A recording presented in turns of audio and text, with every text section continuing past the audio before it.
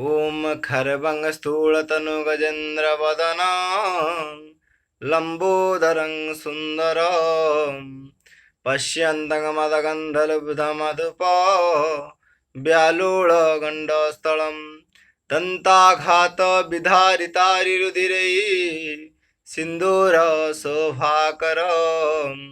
वन्दे विष्णुं शैलसुतासुतगणपति सिद्धिप्रदं कामदम् मुखस्यैकस्तदन्तश्च कपिलगजकर्णक लम्बोदरश्च विकटो विघ्नराजविनायक धूमकेतुगणाध्यक्ष भालचन्द्रिगजानन द्वादशतानि नामानि जपठे सुनयादपि विद्यारम्भे विवाहे च प्रवेशे निर्गमे तथा संग्रामे संकटस्यैव विघ्नस्वस्य न जायते।